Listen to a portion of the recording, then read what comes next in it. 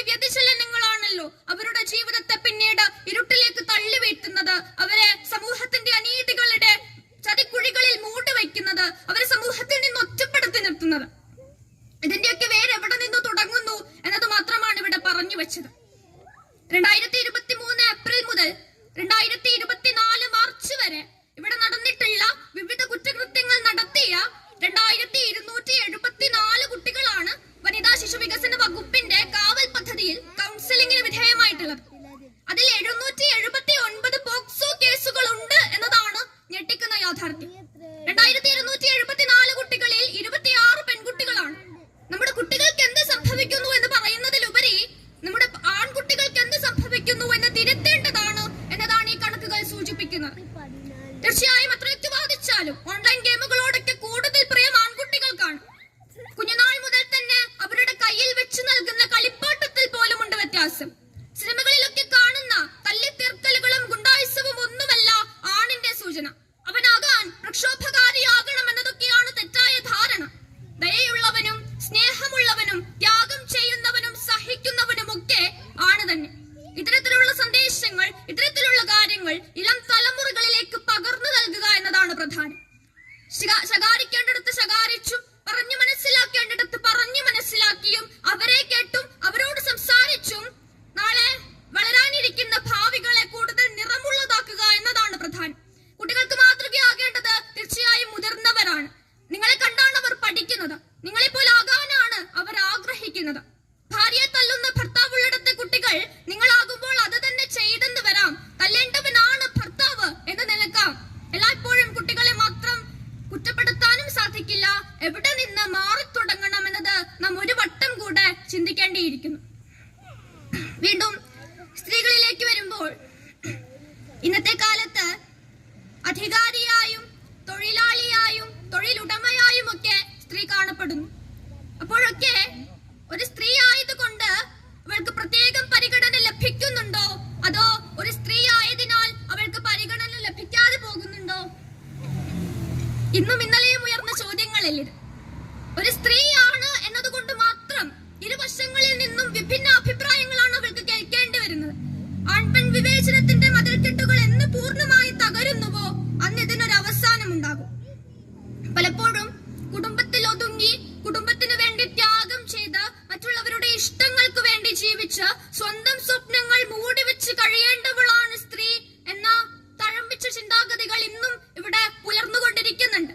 പെണ്ണായാൽ ഭൂമിയോളം താഴണമെന്ന പഴകിയ മുദ്രാവാക്യത്തെ വ്യർത്ഥമാക്കിക്കൊണ്ട് മനുഷ്യനായാൽ മനുഷ്യർക്കൊക്കെയും ഭൂമിയോളം താഴാൻ സാധിക്കുമെന്ന തരത്തിൽ ചിന്തകൾ ഉയരണം. കാഴ്ചകൾ മാറണം, കാഴ്ചപ്പാടുകൾ ഇനിയും മാറണം. സ്ത്രീകൾ, കുട്ടികൾ, മറ്റ് ലൈംഗിക ന്യൂനപക്ഷങ്ങൾ തുടങ്ങി പല കാരണങ്ങളാൽ മാറ്റി നിർത്തപ്പെട്ട വിഭാഗങ്ങളെ കൂടെ നമ്മുടെ സാമൂഹിക പുരോഗതിയുടെ ഭാഗമാക്കിയാൽ മാത്രമേ നമ്മുടെ സമൂഹം മുന്നോട്ട് നീങ്ങുകയുള്ളൂ. ഇത്തരത്തിലുള്ള വിഭാഗക്കാരെ മാറ്റി നിർത്തപ്പെടുമ്പോൾ ഒരു സമൂഹം തീർച്ചയായും യഥാർത്ഥ പുരോഗതി കൈവരിക്കുകയില്ല എന്നത് വ്യക്തമാണ്. ആയതുകൊണ്ട് തന്നെയാണ് ഇവരെ സമൂഹത്തിന്റെ മുഖ്യധാരകളിലേക്ക് കൊണ്ടുവരാനുള്ള പരിശ്രമങ്ങളും പ്രവർത്തനങ്ങളും ഇവിടെ നടന്നുകൊണ്ടിരിക്കുന്നത്. അതുപോലെ തന്നെ പെൺകുട്ടികൾ വിദ്യാസമ്പന്നരാകുമ്പോൾ ആ രാജ്യം കൂടുതൽ കരുത്തുറ്റതാവുകയും കൂടുതൽ അഭിവൃദ്ധി പ്രാപിക്കുകയും ചെയ്യുന്നു. മിഷേൽ ഒബാമയുടെ വാക്കുകളാണിത്.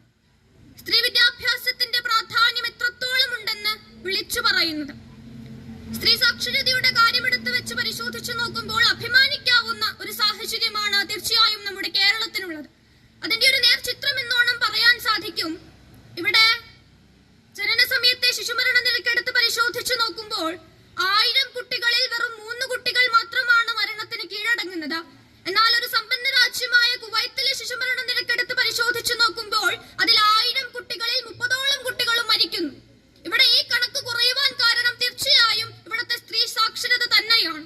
ഒരു പെണ്ണാണ് എന്നതുകൊണ്ട് മാത്രം വിദ്യാഭ്യാസം നിഷേധിക്കപ്പെട്ട എത്രയോ പേരുടെ കഥകൾ, നിത്യയാഥാർത്ഥ്യങ്ങൾ നാം ഇന്നും കേട്ടുകൊണ്ടിരിക്കുന്നു. നമ്മുടെ കുടുംബ ചുമതലകളുടെ കാര്യമെടുത്ത് പരിശോധിച്ചു വയ്ക്കുമ്പോഴും വിഭിന്നതകൾ ഏറെയുണ്ട് എന്ന് കാണാൻ സാധിക്കും. തീർച്ചയായും ഇന്നത്തെ കാലത്ത് നിന്നുകൊണ്ട് ചിന്തിക്കുമ്പോൾ പുരോഗമനങ്ങളും ഏറെ ഉണ്ടായിക്കൊണ്ടിരിക്കുകയാണ്. എന്നിരുന്നാൽ കൂടെ ജോലി ചെയ്യുന്ന സ്ത്രീകളാണെങ്കിൽ കൂടെ വീട്ടിലെ ജോലികൾ കൂടി അധികമായി എടുക്കേണ്ടി വരുന്ന ഒരു സാഹചര്യം പോലും നിലനിൽക്കുന്നുണ്ട്. തങ്ങളുടെ വീട്ടിലെ ഏതെങ്കിലും ഒരു ജോലി മകൻ ചെയ്യുന്നതിൽ പരം ദോഷമൊന്നുമില്ലെന്ന് നനയ്ക്കുന്നവരിന്നുണ്ട്. തീർച്ചയായും ജീവിതത്തിന്റെ പാതി ഏറെ കഴിഞ്ഞവരാകും ഇത്തരത്തിലുള്ള ചിന്തകൾ വെച്ചു പുലർത്തുന്നുണ്ടാവുക. ഇന്ന് നിലമടിച്ചു വാരാൻ പോലും അപമാനം മണക്കുന്ന ആൺകുട്ടികളുണ്ടെന്ന്. താൻ കഴിച്ച പാത്രം കഴുകി വെച്ചാലോ, താൻ ധരിച്ച വസ്ത്രം ഒന്ന് കഴുകി വെച്ചാലോ, തന്റെ വീടൊന്ന് അധികമായി വൃത്തിയാക്കിയാലോ, ഒരു ഗ്ലാസ് ചായ അധികമായി വെച്ചാലോ വരാൻ മാത്രം എന്ത് മാനക്കേടാണ് ഇവർ നനയ്ക്കുന്നത് എന്ന് മനസ്സിലാകുന്നില്ല. പലപ്പോഴും സ്വന്തം വീടുകളിൽ നിന്ന് നീ ആണാണ് എന്ന നിയന്ത്രണത്തിന്റെ വലയങ്ങൾ മുറുകുമ്പോൾ അത് അവിടെയുള്ള പെൺകുട്ടികളെ വീണ്ടും യാഥാസ്ഥിതികതയിലേക്ക് തള്ളിവീഴ്ത്താനുള്ള യാഥാസ്ഥിതികതയുടെ ഇരുളറകളിലേക്ക് തള്ളിവീഴ്ത്താനുള്ള പ്രലോഭനങ്ങളായി മാറുന്നുണ്ട് എന്നതുകൂടെ നാം മനസ്സിലാക്കേണ്ടിയിരിക്കുന്നു. എന്തുകൊണ്ടാണ് സ്വന്തം വീടുകളിൽ ആണെന്നും പെണ്ണെന്നും തരം തിരിച്ച് നാം നിയമങ്ങൾ മെനയുന്നത്? തീർച്ചയായും ഇന്നത്തെ കാലത്തും ഇത് തുടരുന്നുണ്ടെങ്കിൽ വരാൻ പോകുന്ന അവരുടെ ഭാവിയിൽ തന്നെ അത് വലിയൊരു ആഘാതം ഉണ്ടാക്കും എന്നതുകൂടെ ഇവിടെ ഓർമ്മപ്പെടുത്തിക്കൊള്ളട്ടെ. ഇനി വീണ്ടും നമ്മുടെ ചരിത്രത്തിലേക്കൊന്ന് വരുമ്പോൾ അറ്റോമിക് ബോംബുകൾ പോലുള്ള എത്രയോ മാരകായുധങ്ങൾ കണ്ടുപിടിച്ചതിന് ശേഷമാണ് നാം അടുക്കളയിൽ നിത്യവും ഉപയോഗിക്കുന്ന പല ഉപകരണങ്ങളും കണ്ടുപിടിക്കുന്നതും അത് പ്രായോഗിക തലത്തിലേക്ക് എത്തുന്നതും. അതിലൂടെ തന്നെ സ്ത്രീകൾ എത്രമാത്രം അവഗണനകളാണ് നേരിടേണ്ടി വന്നിട്ടുള്ളത് എന്നത് നമുക്ക് മനസ്സിലാക്കാൻ സാധിക്കുമല്ലോ. ഇവിടെ സമത്വത്തിനെ കുറിച്ചും ലിംഗവിവേചനത്തെ കുറിച്ചും അവകാശത്തെ കുറിച്ചുമൊക്കെ ഊന്നി പറയാനുള്ള പ്രധാന കാരണം ഈ വർഷത്തെ വനിതാ ദിന പ്രമേയം എന്ന് പറയുന്നത് ആക്സിലറേറ്റ് ആക്ഷൻ അഥവാ പ്രവർത്തനം ത്വരിതപ്പെടുത്തുക എന്നതാണ്. ത്വരിതപ്പെടേണ്ടത് ലിംഗസമത്വത്തിനായുള്ള പ്രവർത്തനങ്ങളാകണം. ഭാവിയിൽ വനിതാ നേതാക്കൾ എന്നൊന്നും ഉണ്ടാകില്ല, നേതാക്കൾ എന്നത് മാത്രമേ ഉണ്ടാകൂ എന്ന ഷെറിൽ സാൻഡ്ബർഗിന്റെ വാക്കുകൾ ഓർത്തുപോവുകയാണ്. എന്നിരുന്നാൽ കൂടെ നിലവിലെ പുരോഗതിയുടെ കണക്കെടുത്ത് പരിശോധിച്ചു നോക്കുമ്പോൾ ഈ ലോകത്ത് പൂർണ്ണ ലിംഗസമത്വം കൈവരാൻ ഇനിയും 2158 വരെ കാത്തിരിക്കേണ്ടി വരുമെന്നതാണ് ഇക്കണോമിക് ഫോറത്തിന്റെ ഡാറ്റകൾ സൂചിപ്പിക്കുന്നത്.